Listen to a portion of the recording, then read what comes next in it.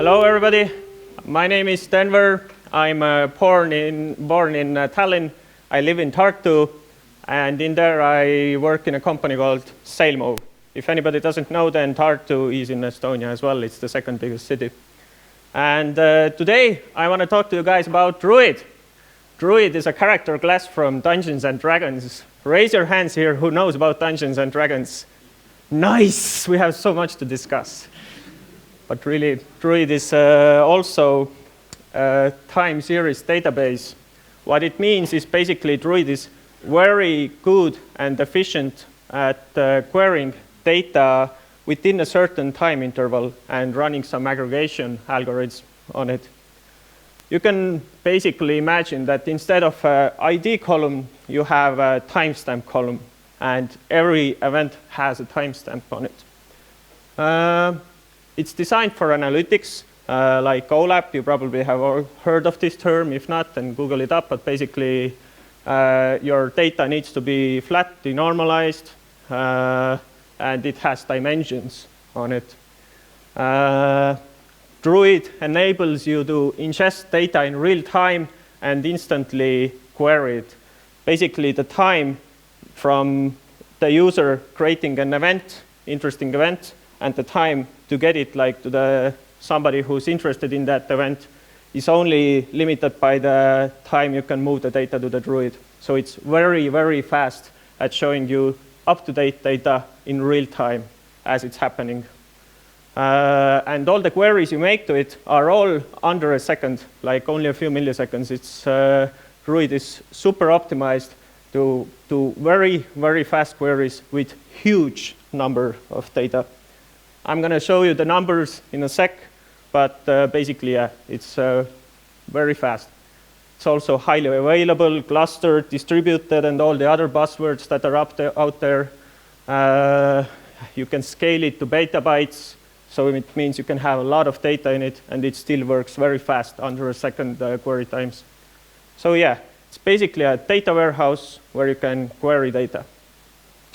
Here are some companies that use Druid. You probably all have heard of them, and Netflix is arguably the biggest consumer of Druid, but there are other companies as well. If we take a Netflix example, or basically biggest Druid clusters there are, then here are some statistics. Like 1 million events a second goes through the Druid, available real time, under second queries. It's great. And the raw data amount is just huge that it can handle. The throughput is massive. So when should you use Druid? Basically, I already mentioned it a lot. If you have real-time data, if you have some data that's happening, like streams of information coming from your web page, and you want to analyze this data immediately, up to date, you don't want to get reports what happened yesterday. You don't want to get reports what happened an hour ago. You want to get reports what happened right now and what's the state right now. And you basically, if you need to do like ad hoc analytic queries and basically all kinds of OLAP kind of queries, then Druid is very good for you. And I already mentioned before, if you have huge throughput of data, Druid can handle it very, very well. And Druid is optimized for aggregation functions. So if your data is usually like the OLAP queries are, measurements is the other word. You need to do some min, max, median, or maybe even more more complex ones, like some quantile distribution functions or something like that, or counts, then Druid is very, very good at doing those. And while at the same time, the data exploration, going through the data is in milliseconds. It's super fast. And you cannot tolerate that you have a single point of failure. If your server, if a part of Druid goes down, then Druid has this philosophy that every node it has is replicated. So if part of the nodes go down, then the other nodes keep working. If Druid has also a couple of different types of nodes, which I'm going to talk about later. But if one type completely fails and there's a total failure in one type, then Druid has this policy that the system will stay in status quo, which means that you can't consume new data, but you can still consume old data. So yeah, it's very fault tolerant. One requirement for using Druid is that you need to be able to pre-calculate your data basically in ETL time, which is before you put data into Druid. Druid cannot do table joins. All the data needs to be denormalized. And so really, if you have like 2 or 3 streams of data and you need to have like results based on those streams, then you need to join these streams before you put them to Druid. Because once they're in Druid, then you can only query them as a single table. And one thing that's in SailMove, why we chose it, is because we basically had a choice. We have very high security requirements, and we had a choice whether we outsource our business analytics to some very highly certified and expensive analytic company, or we host it ourselves. And Druid is open source. You can host it yourself. You can contribute to it. So yeah, it's great for pretty much anybody who just doesn't want to pay like 30 grand a month. Let's talk about how Druid ingests data. I already mentioned many times, data needs to be denormalized, and you can also specify the schema of your denormalized data. You rather need to specify. And I'm going to show you an example of the schema soon, but basically what it means is that you specify what's the timestamp column, you specify what dimensions there are for your data, and you don't need to specify the aggregation columns. Those can just come in as you need. You cannot do stateful processing when you're ingesting data to the Druid. Does everybody know what ingestion means? It's basically accepting data and pulling it in. And you cannot process the data in a stateful way, like doing joins. This needs to be done outside of Druid. Yeah, at the ETL time. Druid accepts many types of data formats. The most popular one is JSON. You can write the formats yourself. There are simply interfaces you need to use. And it's very flexible in that sense. And there are 2 ways you can ingest data in Druid. One is real-time, which I have already discussed. Simply keep sending data to the Druid, and it will make it available immediately. Other is batch ingestion, which basically means that, let's say you want to change the name of a column, or you want to delete a column, or you want to add a column, then you can take your old data and re-ingest it in a big batch, and it will be available in the new format. This is an example of raw data that comes into Druid. We have the timestamp column, which is what every event must have. You cannot send data to Druid without timestamps. And then you have dimensions, which can be pretty much anything. And finally, you have aggregate data, which is the one you run like your measurements on, like sum or count or min or max or whatever. And the first thing that Druid does when it gets this data in real time is that it starts doing rollup. Oh, let's talk about schema first. In schema, you basically just say what are dimensions and what are timestamps, what is the timestamps column, and it can be very minimalistic. The rollup data is basically, those of you who know relational databases, is basically a group by. It does a group by on all the dimensions and the timestamp, and then you can specify the aggregation columns that how you want to roll them up. And what rollup means is that basically you specify a time interval, and in that time interval, all the data like rows that look similar are rolled up into single row. Basically, the roll-up time can be like 1 hour, 1 day, 1 week. That's up to you. The more you roll up, the more benefits you get, but the less accurate it will get. The downside of roll-up is that you lose individual events. But in business analytics, you do not care about individual events. You care about the bigger picture. The upside of rollup is that you can configure it to be different time intervals, and it really improves all the aggregation speeds, seeking speed. You can do very efficient indexes on it, and that's because it doesn't have to go through all those redundant rows. They're all rolled up into one efficient row, which already sums the this time interval stats together. And finally, it saves space. It saves a lot of space. When I did this presentation first time internally in my company, I got asked, like, how much space does it save? Well, it really depends on your rollup time and how similar your data is, right? Maybe if you can roll up like 100 rows into a single row, then it saves you 99 rows of space, which basically the right answer is it saves you a lot of space, just a lot. After the rollup is done, then Druid shards the data, and it shards the data into segments. And segments are basically within a certain time interval, starting from X, ending in I, it takes all the data it got and puts it into a segment. All the segments are completely self-contained. They're not in any way related with the other segments. They're compressed into in a very efficient ways. They are versioned because once you do batch ingestions, you might overwrite the data, and then it gets a new version of the data. And once it's sharded the data into segments, then it will start indexing them. It will do like immutable snapshots of the indexes, and the snapshots are like in a very highly optimized data structures for business analytics. And thanks to the fact that they're immutable, you can access them with multiple threads, and it guarantees read consistency for all your threads because they're all immutable, they're all the same, there's no locking needed, they just read it. And also, it indexes them in a column store database. If anybody was here yesterday, there was a talk about NoSQL is a lie. He mentioned column store databases. Druid is one of them. And column store lets you do some really fun stuff. Basically, what it means is if usually you keep your data in, let's say, relational like PostgreSQL, it keeps rows in the file wherever it holds the binary blob.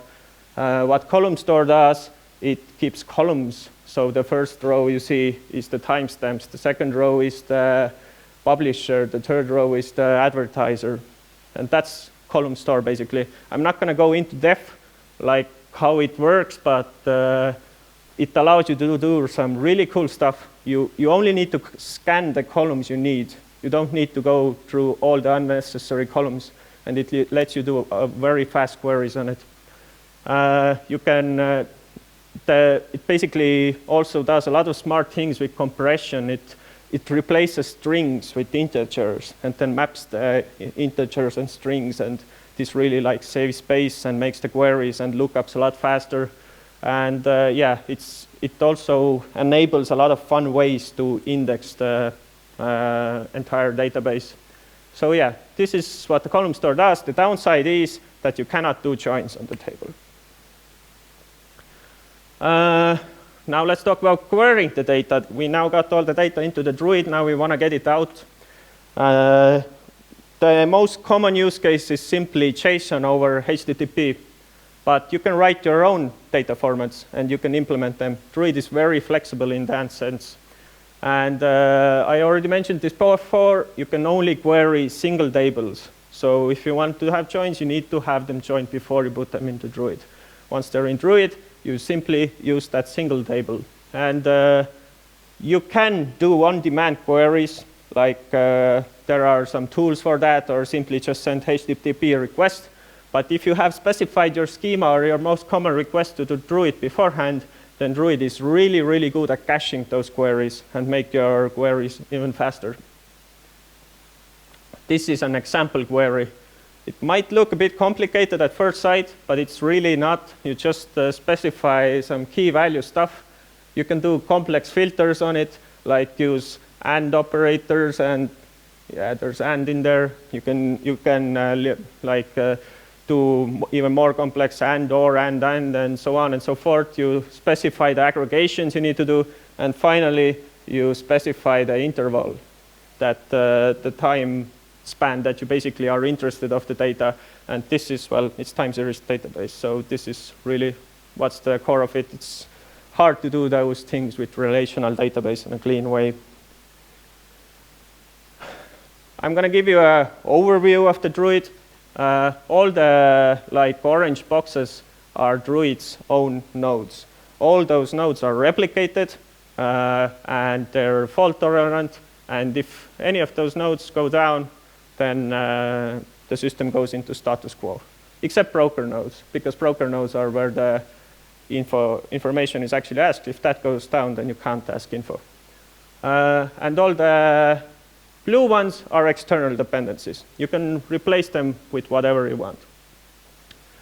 So real-time node is basically the node that accepts your stream of information.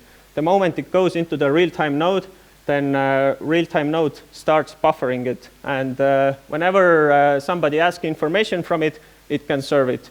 So this is what makes sure that the moment information is in Druid, you can query it very fast. Once it's just buffered its rollup time worth of data, it will do the rollup and push it into the deep storage. Deep storage is really anything you want to be. In our case, it's Amazon S3. You can set it to local file system or whatever.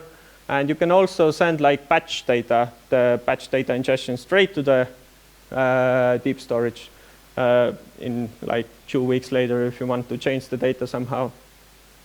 By the way, if I'm speaking too fast or if you have questions, feel free to interrupt and ask.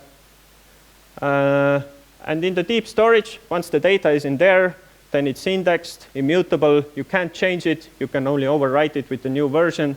And if you want to query for it, then that's where the historical nodes come to play. Historical nodes are very, very good at asking information from deep storage and caching it. So let's say real-time nodes go down, all the real-time nodes, your entire server park exploded. Then you can't accept new data, but you can still get data from deep storage, and historical nodes can get you all the old data. Now your deep storage blew up as well. Well, historical data has cache, so as long as your stuff is cached, you can still use it. And the final thing is the broker nodes. Broker nodes basically know from whom to ask information. If it's up-to-date information, they use real-time nodes. If it's historical, they use this one.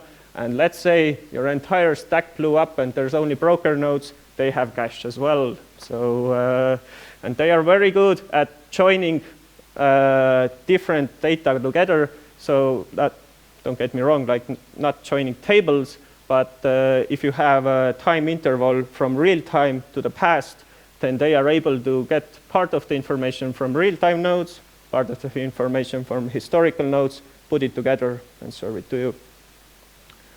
Yeah, but really, if you have replicated all your stuff, then the day where all your servers blow up, that's you just need more replication and servers then.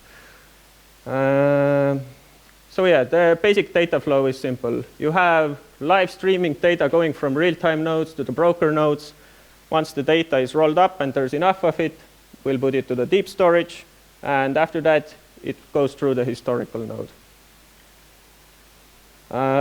Next thing is coordinator nodes. Coordinator nodes are what keep metadata about events. They basically tell broker nodes and historical nodes and real-time nodes how the data is positioned. And they take care of all the metadata and distribution of the data.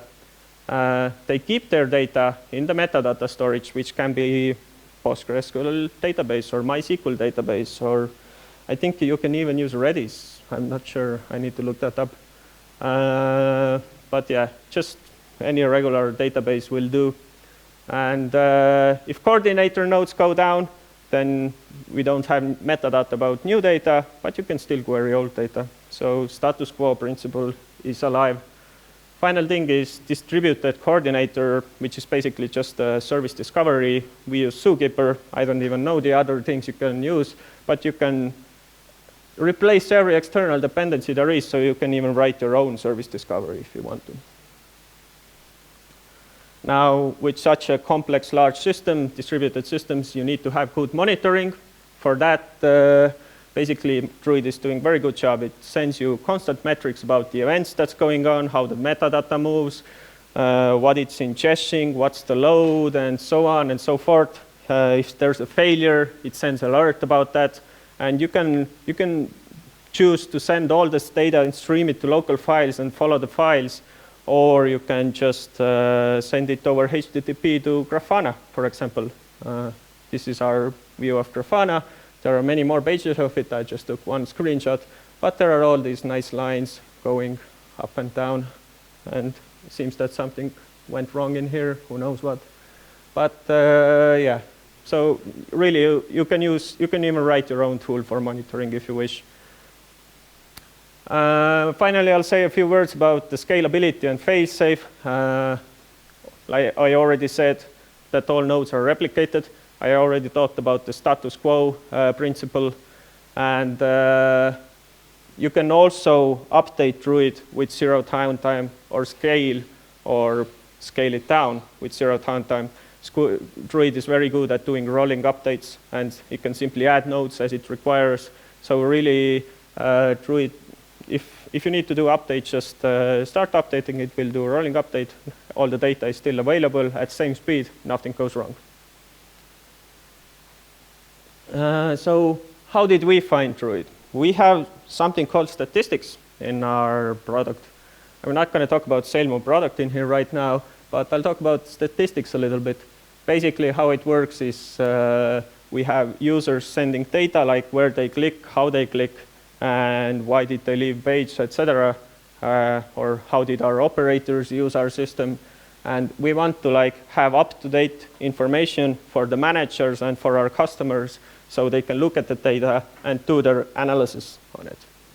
It initially started out very easily with relational database, PostgreSQL, but as requirements got more and more complex, and there came more data and more difficult queries, then eventually the relational approach got very slow. Especially, we had a lot of distinct counts that we needed to do, and we tried optimizing them with different stuff like group bias, but it wasn't always possible.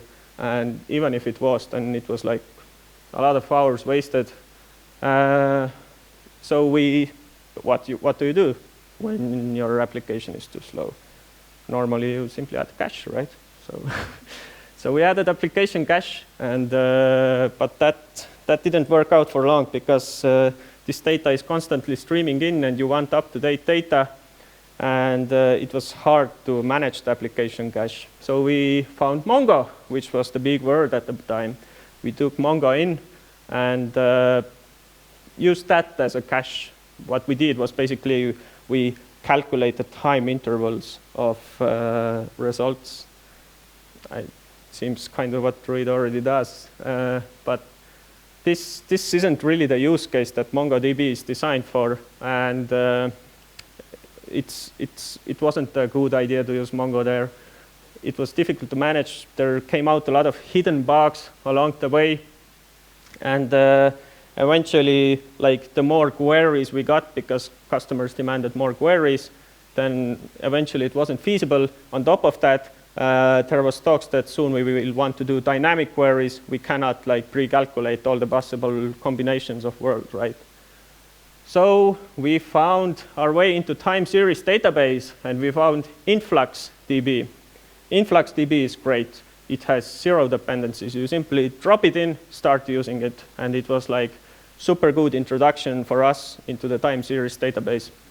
However, at the time we were using it, InfluxDB was still not production ready. It was kind of alpha stage. It constantly crashed. When we did upgrades, then data got corrupted. And I'm not saying that's the state right now. They had very fast development cycle, but at the time we were using it, it simply wasn't ready then. And then we decided that although it was great to use drop-in thing, simply one binary, and start using Timeseries database, developers could use it to test on their own local machine. They didn't need to set up cluster. Basically, the dependency thing was #1 reason we chose it. But we understood that we probably need something more mature. And then we found Druid. And Druid is definitely not one binary to drop in and it will start working. You saw the architecture yourself. It's pretty massive. And but we set it up, and it has worked great for us. It works fast, it's stable, it's mature, and we can scale it anytime we want. We use, for sending data to the Druid, we use something called RabbitMQ message bus. I'm sure you all know what message buses are, message queues. Raise your hand who knows what message queue is. Nice. So I'm not going to go in depth with that. More popular choice is Kafka, but we basically are using RabbitMQ for communication between all our microservices. So we didn't want to migrate to Kafka just because of Druid, or set it up because of Druid, and Rabbit works as well. You can use other message buses as well. Those are not the only two choices. Druid is really flexible in that. We created our own service called Usage Metrics Recorder, which basically used fire hoses to send events to the Druid. There is a library called Tranquility, written in Java, that you can use and does a lot of work for you, and it's basically just interfaces where you send data in and it knows how to communicate with Druid. However, in our case, we were in the Ruby world. We didn't want this Java stuff in us, so we just implemented our own stuff. And we got it working. But again, as stuff got more complex, we couldn't use Firehose and our own implementation forever. We could, but it didn't seem practical anymore. And just yesterday, there was pull request to use Tranquility and JRuby. Yes, so what the Usage Metrics Recorder does, it basically sends out 2 streams of data. Other services send like random stuff into Usage Metrics Recorder. Usage Metrics Recorder knows how to take care of this stuff, and it sends 2 streams out. One stream goes straight to the Druid. This is for real-time ingestion. And the other stream goes to the S3. The S3 is basically where we keep our data just in case we need to do batch ingestion and rename some columns or whatever. But you can use anything. Popular choice is Hadoop, or you can use even a JSON file, although that's slow. And whenever you need to do like batch ingestion to change some of your data that's in Druid, you just spawn up an indexing service and it will do all the difficult work for you. It's very easy, actually. For metadata storage, we use something called PostgreSQL. You probably know it. I already mentioned before as well that you can use other databases like MySQL, but we generally use Postgres everywhere when we need relational, so this was our choice. We use Zookeeper, and for our deep storage, we use S3. That's also because we use a lot of Amazon AWS, and we are very used to the Amazon world. But you can use like local file, even if you want, or you can use like Cassandra, Azure, pretty much anything that simply can consume data and serve it. And finally, we have something called Statistics Service. Statistics Service is where the other services can query for data. How it works is you can like send requests straight to the Druid and ask data from it. You can even make your Druid like open to the world if you want, and basically just have like straight queries from the web. But we like to not keep this delicate information open to the world, so we have like specialized service, which is a window for all the other services to ask data from the Druid. Yeah, so that was pretty much it. Thank you. And if anybody wants to talk to me about Druid, then talk to me after the presentation. Do you have any questions? So you shown pretty neat diagram with very different blocks inside and very different technologies used there. So could you please just elaborate about your case? How many servers do you have? How hard it was to set up everything? How many people just maintain that? All right. In our case, we are not definitely as big as Netflix is. We have basically, if I remember correctly, only 2 or 3 servers right now, and most of the nodes run on the same servers, and they're replicated locally in those servers. This was all set up by one developer, and I was just the guy who mostly did the code reviews for him, and we discussed stuff. And this is also mostly maintained by one developer, so it's not that hard actually. Which data volume do you have? Data volume?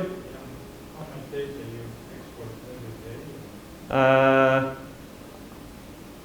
I can't tell you by heart, but I can look it up and tell you after the presentation. Yes, it's definitely haven't reached in terabytes yet. So we're still in that sense pretty small.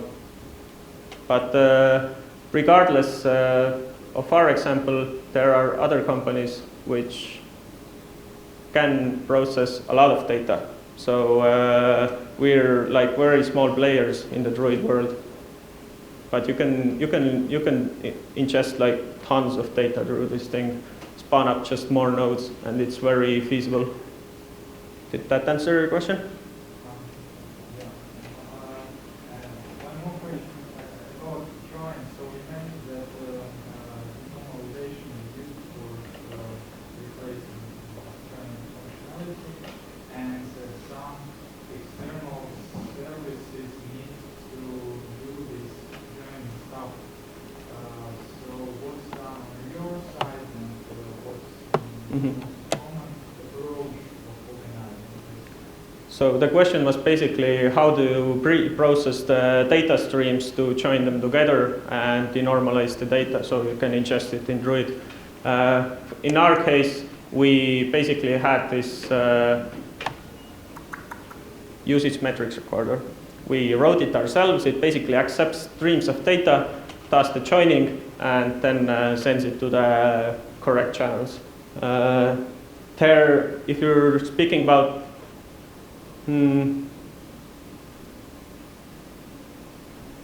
Tranquility is the library that takes care a lot of this stuff as well, but I just cannot remember right now what the most popular technologies were for, I have the logo in my head and I cannot remember the name. I can give you right after I'll look it up immediately, but basically was it Samsung? Anyway, I'll look it up and tell you what the most popular technology was to usually process this data. There are solutions out there for that, so you don't need to write your own solution. Any other questions? No? All right, thank you very much.